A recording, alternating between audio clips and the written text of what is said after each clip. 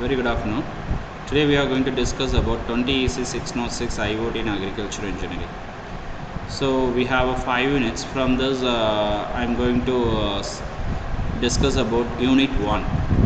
Unit 1, it is a introductions to networking and IoT. So what is networking?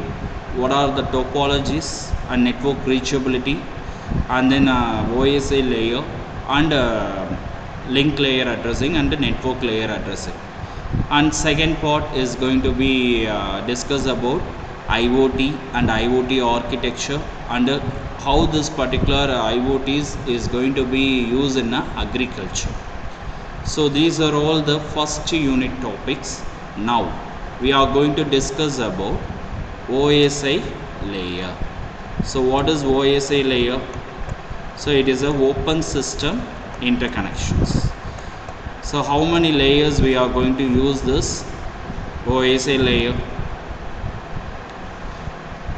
There is a 7 layers. So OSI, it is a open system interconnection, right? So it is automatically we are also see about the ISO defines a common way to connect computer by the architecture. So ISO, it is a mirror of that OSI model, right?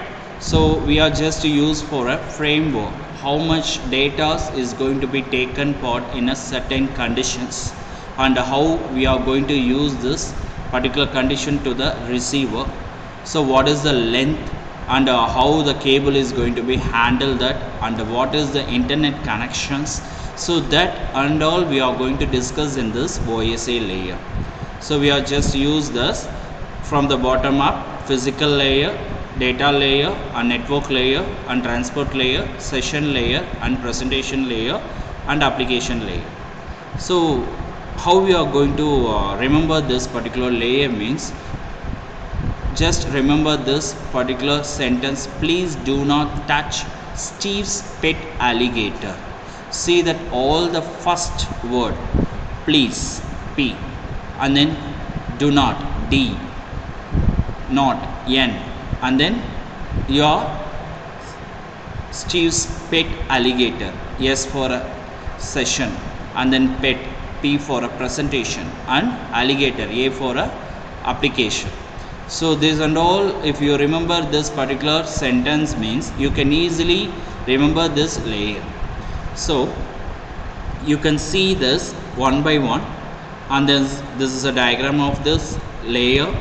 So physical layer, it is going to be see a bitwise, and data link we are just use the frame, and network it is a packet, and for packet it is going to be a segment that we are going to see in a transport, and remaining all of them how this particular data is going to be transferred to the receiver. So this is the main thing we are going to discuss in this topic. And physical layer, so what is a physical layer? It is a first layer. How this is going to be taking care of the layer means, for electrical and mechanical operations of the host at the actual physical level, how much impedance level, there is any signal loss, how this particular data is going to be happen, that either in a simplex or off duplex or full duplex, like that. So before sections and all, we have a twisted pair and coaxial cable. These and all less data only is going to be transferred that, and then now we are using as a optical fiber cables and all. These and all capable for more number of datas. So likewise we are going to analyze this L1 method, that is a physical layer. Next layer is a second layer, that is a data link layer. So this a two host is going to be connected between that during the communication part. So we have a medium access control and logical link control and all. So this is a responsible for access control and permission for connecting network devices. So whereas LLC, that is logical link control, mainly tasked with error checking, flow control, and frame organization. So this is a protocol we are just used for a framework. So these and all a data link layer, and third one is a network layer. So it provides a routing data to various hosts connected at different networks through logical paths. such as we are telling that is a virtual circuits and all. How this particular data is going to be transmit to the receiver, and what is the internet connections we are just used for. If the transmitter, if we have 1,000 transmitter, it is going to be transmitter only one receiver, so there will be no congestion control. This particular network layer is going to be taken for that. And then the fourth one is a transport layer. This transport layer is a end-to-end error recovery.